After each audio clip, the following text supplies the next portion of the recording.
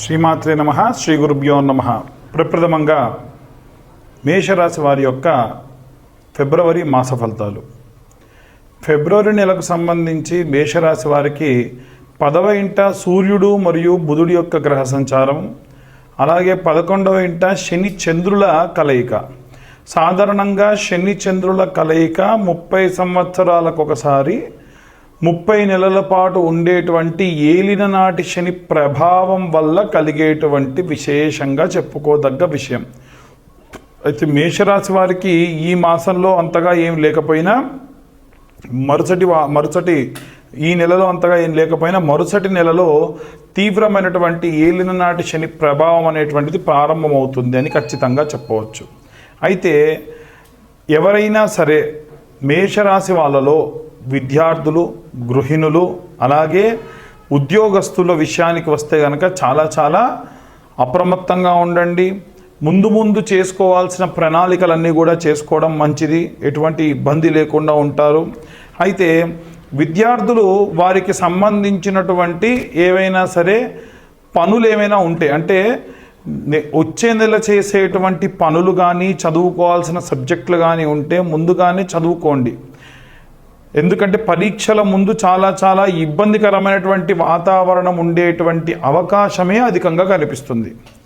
ఇక గృహిణుల విషయానికి కూడా వస్తే వీరి మాట గతంలో చెల్లినంతగా చెల్లకపోవడము, ఏవైనా వీరిని మాట్లాడుతుంటే కూడా ఆక్షేపించడము, అనవసరంగా నువ్వు మాట్లాడి కఠినమైనటువంటి చర్యలు తీసుకోవడం లాంటివి జరగడం, ఎందుకు కొంచెం మాట్లాడకుండా ఉండు అని అందరి ముందు చెప్పడం, కాస్త అవమానం, ఇబ్బంది లాంటివి కలగడం సాధారణంగా ఈ సందర్భంలో జరిగేటువంటి విశేషంగా చెప్పుకోవచ్చు. అయితే ఇక ఎవరైనా వ్యాపారస్తులు కానీ ఉద్యోగస్తులు కానీ విషయానికి వస్తే కూడా ఇదే మనం చేయాల్సినటువంటి పని. ఏమిటంటే ముందుగానే జాగ్రత్త పడి వచ్చే నెలలో మీకు ఎలాంటి పనులున్నాయి, ఎలాంటి పనులలో మీరు జాగ్రత్తలు తీసుకోవాలి, ఎలాంటి నియమ నిబంధనలు తీసుకోవాలి అనేటువంటివి ఆలోచించండి. వ్యాపారస్తుల విషయంలో వస్తే మార్చి నెలలో వచ్చేటువంటి నష్టం అధికంగా వచ్చే అవకాశం ఉంది. కాబట్టి ముందుగానే ఏం చేయాలంటే మీరు షష్టగ్రహ కూటమి కూడా ఉంది ముందు. కాబట్టి ఇలాంటి ఇబ్బందులు ఏవి పడకుండా ఉండాలంటే ఫిబ్రవరి నెల మీకు ఉన్నటువంటి ఉపశమన కాలం. ఏం చేయాలన్నా చకచకా పనులు చేసుకోవడము, ఏవైనా సరే తీసుకోవాల్సిన జాగ్రత్తలు తీసుకోవడము చాలా రక్షణ కల్పించేటువంటి అవకాశం కనిపిస్తూ ఉంది. ఇక ప్రత్యేకంగా ఎవరైనా సరే సినీ రాజకీయ రంగాల వారు కానీ కోర్టు వ్యవహారాల్లో ఉన్నవారు కానీ కనుక ఉంటే వారు మాత్రము అంత ఇబ్బందికరమైన వాతావరణం కనిపించట్లేదు. ఎందుకంటే కోర్టు వ్యవహారాలు చిక్కుకోవడమే ఇబ్బంది, ఇంకా ఇబ్బంది ఏముంటుంది. అలాగే ఈ యొక్క సినీ రాజకీయ రంగాల వారికి సంబంధించిన విషయానికి కూడా వస్తే పబ్లిక్ డొమైన్లో అధికంగా ఉండేవాళ్ళు కాబట్టి ఏదో ఒక పని మీద తిరుగుతూనే ఉంటారు, నలుగురిలో సంచరిస్తూనే ఉంటారు. వారి కాని ధనాన్ని వారు ఖర్చు పెట్టాల్సి వస్తుంది, వారు కాని వాహనంలో తిరగాల్సి వస్తుంది, వారు కాని వస్తువులు వాడాల్సి వస్తుంది. ఇదే కదా ఉద్యోగస్తులకు, వ్యాపారస్తులతో కాకుండా సినీ రాజకీయ రంగాల వారిలో అధికంగా జరిగేటువంటివి. అంత ఇబ్బందులు ఏమీ కనిపించట్లేదని చెప్పొచ్చు. కానీ ఎవరైనా వివాహం కోసం ఎదురు చూస్తున్న వాళ్ళు ఉంటే ఏలిన నాటి శని ప్రభావం అంటే మార్చి నెలలో ఖచ్చితంగా వీరికి ఏదైనా సంబంధం కుదిరే అవకాశం ఉంది. కాబట్టి ఇప్పటి నుండే మీరు ప్రయత్నాలు చేయడం సఫలీకృతం అవ్వడం జరుగుతాయి. ఎందుకంటే గతంలో ఉన్నటువంటి పుష్యమాసం అంతా కూడా పూర్తయిపోయి మాఘమాసము మంచి పనులకి, శుభకార్యాలకి ప్రతీతి. కాబట్టి వివాహం కోసం ఎదురు చూస్తున్న అమ్మాయిలకు కానీ అబ్బాయిలకు కానీ బాధ్యతలు పెంచే కాలం కాబట్టి ఖచ్చితంగా వివాహానికి సంబంధించి అనుకూల పరిస్థితులే అధికంగా కనిపిస్తూ ఉన్నాయి.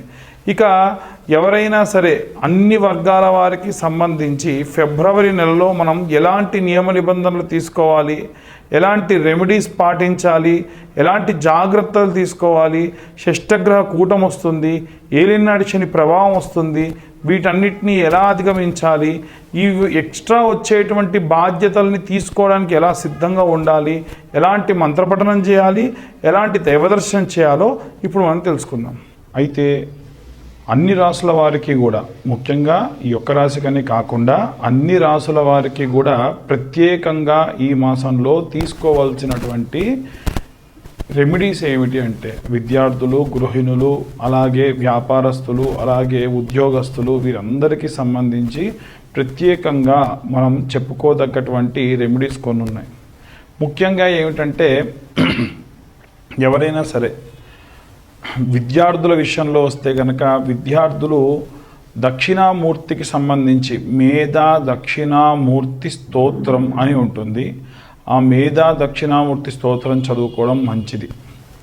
గృహిణులంతా కూడా వీలైనంత వరకు కూడా సంక్రాంతి సమయంలో మీరు ఎప్పుడైతే పొంగలి వండుతారు కదా, ఆ సమయంలో ఎలా అయితే మీరు నైవేద్యం వండి నివేదన చేస్తారో అలా ప్రతి వారము శుక్రవారం నాడు, వారంలో శుక్రవారం నాడు అమ్మవారికి పొంగలి అంటే తీపి పొంగలి నైవేద్యంగా పెట్టండి, చాలా మంచిది. అలాగే విశేషంగా ఎవరైనా సరే ఉద్యోగస్తులు ఎవరైనా ఉంటే, ఉద్యోగస్తుల విషయానికి వస్తే బాగా ఇబ్బందుల్లో ఉన్నాం మేము, మాకు చాలా చాలా దారుణమైనటువంటి పరిస్థితి ఈ వారంలో కనిపించేటువంటి అవకాశం ఉంది అనుకున్న వాళ్ళు ఎవరన్నా ఉంటే గనక తీసుకోవాల్సినటువంటి జాగ్రత్త ఏమిటంటే కనకపుష్యరాగం అనే ఉంగరం ఉంటుంది. ఈ కనకపుష్యరాగం ఉంగరము మనకి 1200 రూపాయలు ఒక క్యారెట్ చొప్పున ప్రారంభమయ్యి 5000 వరకు కూడా ఉంటుంది. 1200 రూపాయల క్యారెట్ అనేటువంటిది సరిపోతుంది. అలా 1200 రూపాయల క్యారెట్ ఉంగరం 3 క్యారెట్ల నుంచి 4.5 క్యారెట్లు, అంటే వారి హైట్ని బట్టి. ఉదాహరణకు అతను కానీ ఎవరైతే మీ జాతకంలో గురువు బాలేదు అనుకున్న ఉద్యోగస్తులు ఎవరైతే ఉన్నారో వారు గనక 5.5 అడుగులు మించుంటే 3.5 క్యారెట్లు, 5 అడుగులు లోపు ఉంటే గనక 3 క్యారెట్ల ఉంగరము వెండిలో కానీ పంచలోహాల్లో కానీ పెట్టుకోవాలి, బంగారంలోనే పెట్టుకోవాల్సిన అవసరం కూడా లేదు. అలాగే విశేషంగా ఎవరైనా సరే వ్యాపారస్తులు ఉంటే గనక వ్యాపార స్థలంలో ప్రతిరోజు కూడా ఇప్పుడు నేను చెప్పేటువంటి రెమెడీ చేయండి.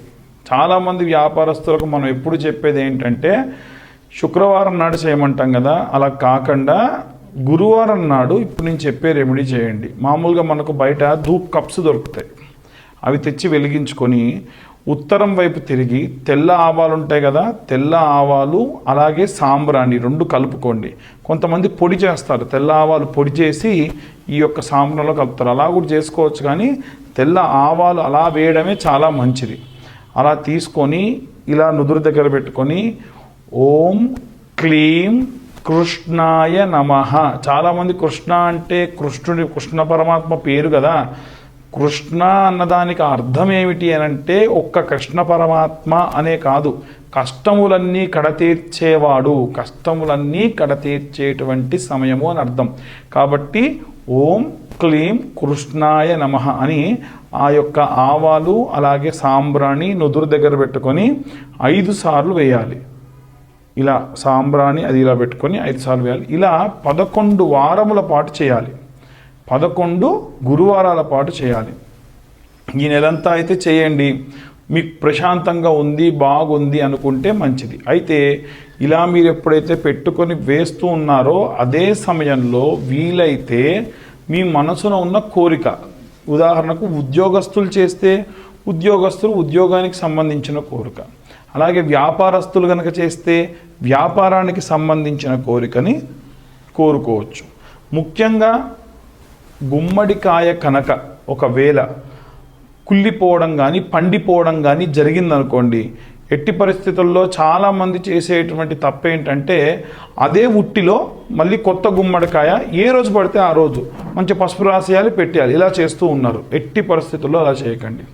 గుమ్మడికాయని వీలైనంత వరకు కూడా అమావాస్య నాడు ఒక ఆంజనేయ స్వామి దేవాలయంలో ఉంచండి, అక్కడ నిద్రపోవాలి. ఆ గుమ్మడికాయ మీరు కాదు, గుమ్మడికాయ నిద్రించాలి. అలా నిద్రించినటువంటి ఆ గుమ్మడికాయని మరుసటి రోజు అమావాస్య మరుసటి రోజు శుభ్రంగా పసుపు రాసి 11 సార్లు కుంకుమ బొట్లు పెడుతూ కూష్మాండాయై నమః సకల నరఘోష నరపీడిత నివారికాయై నమః కూష్మాండాయై నమః. నేను చెప్పేది అలాగే చెప్పుకుంటూ ఓం నమో కూష్మాండాయై నమః నరఘోష నరపీడిత నివారికాయై నమః అనుకుంటూ ఒక్కొక్క బొట్టు పెట్టాలి. చాలామంది కుంకుమ తీసుకొని అన్నిటికి పెడుతూ ఉంటారు, అలా చేయదు. ఒక్కొక్కసారి కుంకుమ తీసుకోవాలి పెట్టాలి.